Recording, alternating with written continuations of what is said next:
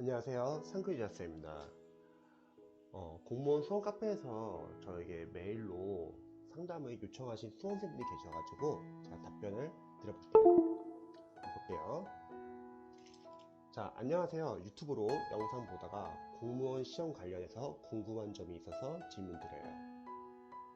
우연히 유튜브로 동영상을 보다가 좋은 말씀을 해주시는 걸 보고 평소 때 궁금하고 고민됐던 점이 있어서 질문 좀 드려봐요. 첫 번째는 시험 볼 때 마킹을 하면서 시험을 봐야 될지 아니면 시험지에 답을 표시를 해놓고 15분 정도 남기고 한꺼번에 마킹을 해야 할지 어떤 게 더 효율적인지 궁금합니다. 이 부분은 사실 수험생분들마다 좀 다르실 것 같아요. 누군가는 뭐 시험 보면서 마킹하시는 분도 계실 거고 누군가는 다 빠르게 풀고서 마지막에 마킹하시는 분도 계실 것 같습니다.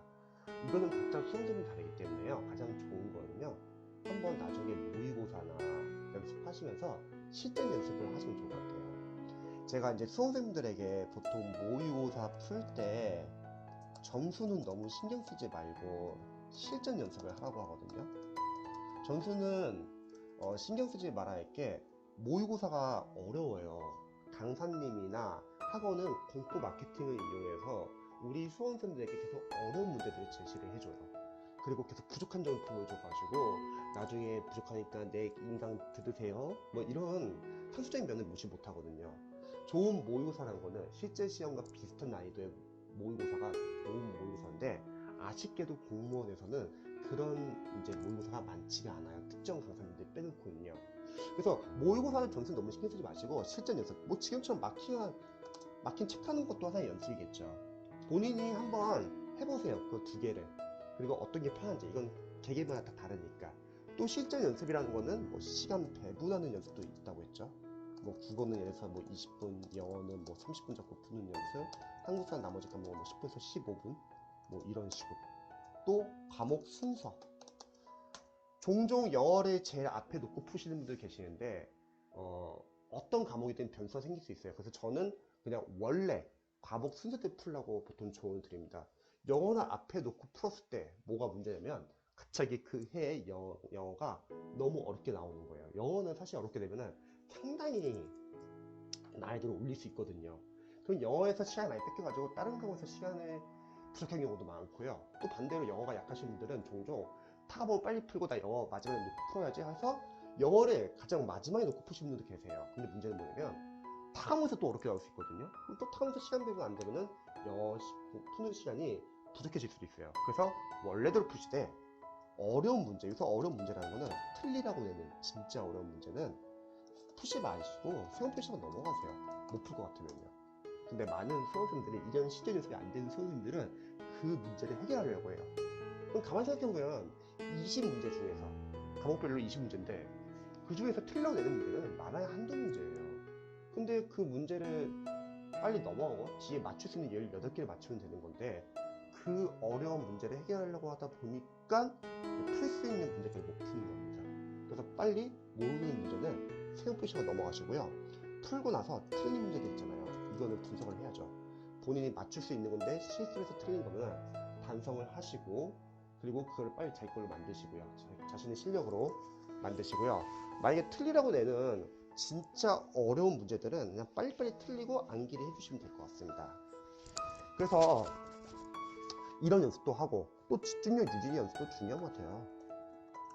막 문제를 풀다 보면 어려운 문제 나올 때는 막 갑자기 10번에서 갑자기 집중력이 떨어져요. 어려운 문제 몇 번에 나올지 모르잖아요. 그럼 당황하지 말고 일단 풀 수 있는 거 내에서 빠르게 푸시고, 그 다음에 또 다음에 풀 때는 집중력 계속 유지하는 연습을 하는 거죠. 14번, 16번, 18번 계속 집중력 끌어올리는 거죠. 이런 연습을 하는 거예요. 그래서 막힌 문제는 제가 봤을 때 추후에 기출을 해도 여러 번 하시고 나서 모의고사 풀 때 한번 연습해 보시면 좋을 것 같습니다.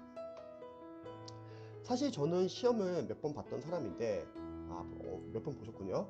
매번 시간이 넉넉치가 않았던 것 같아요.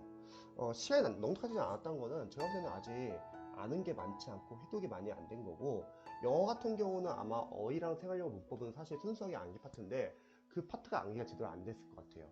그리고 아마 섞여 있을 거예요. 머릿속에 정리가 돼 있어 빨리빨리 끄집어내야 되는데 영어에서는 어휘 생활용 문법이 제대로 안 잡혀 있으면은 당연히 독해 시간이 부족하거든요.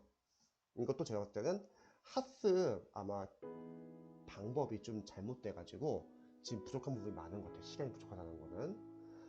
자, 마킹을 하면서 시험을 보니 그래도 시간이 쫓기는 일은 없었는데 아무래도 마킹을 하면서 시험을 보면 조금 불안하게 하더라고요. 저 같은 경우는 그냥 마지막에 해요. 지금 문제 때문에요. 만약에 어려운 문제 나왔어요. 그때 마킹 한다 해보세요. 그럼 실수할 수도 있잖아요. 이건 뭐 개인 취향이죠. 개인 취향에 따라 다르겠지만, 그쵸? 그래도 어떤 방식이 더 효율적인지, 이거는 그냥 개인 취향인 것 같아요. 제가 봤을 때는. 혹시나 좋은 답변이 있을까 해서 여쭤봐요. 저는 두 번째가 나을 것 같습니다. 빨리 다 풀고 마지막에 실수하지 않고 마킹하는 거죠. 그럼 빨리 풀면 되는 거잖아요. 빨리 풀려면 단계별 연습을 하시면 되고요. 근데 만약에 풀면서 마킹하잖아요. 그럼 문제가 뭐냐면요.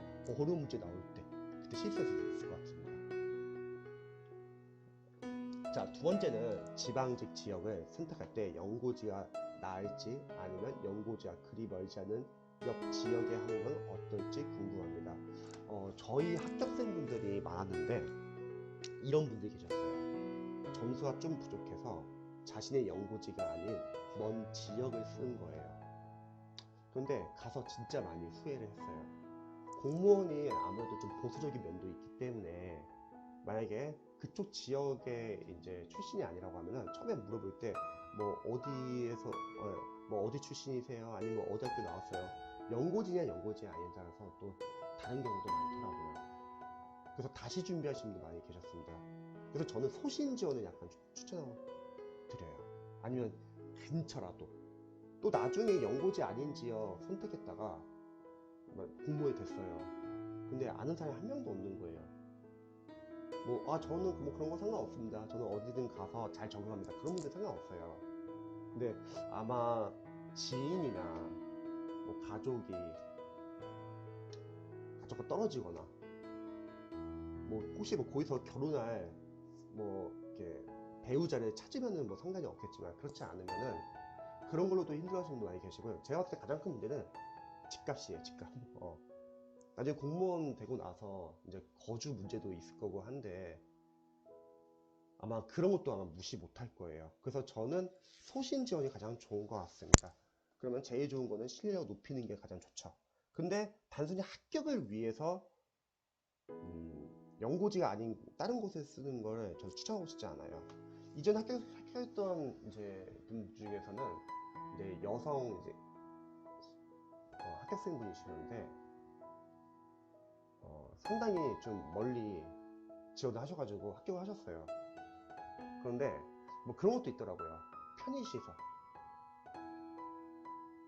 합격을 위해서 지원을 했는데 그쪽 편의시설이 잘 되어 있지 않은 거예요. 원래 생각은 공무원이 되고 나서 좀 저녁에 있는 삶을 꿈꾸고 좀 뭔가를 배우고 하고 싶었는데 그런 게 없이 그냥 관사에서 마치는 경우도 많았고요. 또 지방으로 합격하셨던 분 중에서 좀 그런 분이 계셨어요. 막 계장님들이 추운덕거리거나 막 그런 경우도 있었고요. 이건 뭐 다들 다르겠지만 그래서 지금 점수 한번 읽어볼게요. 연고지는 전통적으로 점수가 높았고 제가 지원하려고 하는 곳은 점수가 조금 낮아서 여유가 있을 것 같더라고요. 근데 이것도 사실은 어떻게 될지 몰라요. 상대평가 시스템에 나와봐야지 알 수 있거든요. 사실 그쵸, 복불복이긴 하지만 통계적으로 봤을 때 연고지보다 연고지 옆 지역이 이번에도 커트라인이 낮을 것 같은데 그게 아닐 수도 있다는 거죠. 그렇게 맞다고 하더라도 만약에 자신이 이제 어떤 누군가 조언을 받아가지고 그 지역을 썼어요. 근데 그게 너무 경쟁률이 너무 높아지거나 컷이 높아지는 거예요. 그럼 아무도 원망할 수 없어요. 어떤 지역을 선택해야 될지 고민됩니다. 가장 좋은 거는요, 본인이 합격하고 나서 어떤 지역이 나을지 한번 고민해 보세요.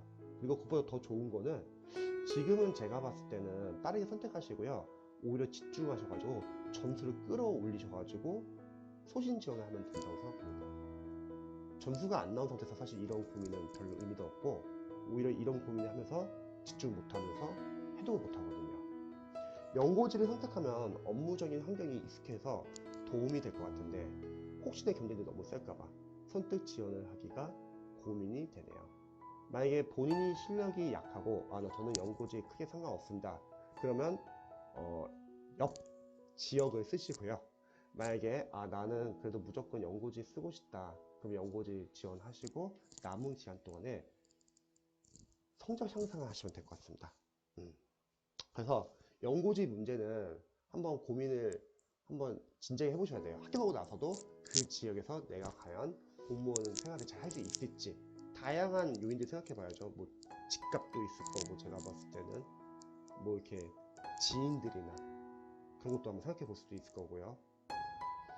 근데 만약에 그런 게 좀 부담스럽고 나는 내 연고지를 쓰고 싶다면 빠르게 연고지를 선택하셔가지고 집중하셔가지고 점수를 끌어올리는 게 중요한 것 같습니다. 그러니까 중요한 거는 연고지가 아니라 지금 성적 향상이 저는 중요하다고 생각합니다. 자, 그래서 남은 기간 동안에 우선순위 정하시고요. 그리고 부족한 위주로 체크를 하시면서 공부를 하세요. 단순하게 약만 늘리는 공부하시면은 약점 체크가 안 되면은 그 약점이 시험에 나오면 또 떨어지는 경우가 많거든요. 그래서 남아있는 기간 동안에 할 수 있는 실행 가능한 계획을 세우고, 그리고 부족한 부분을 보완하는 공부를 하시면 좋을 것 같습니다. 저도 응원할게요.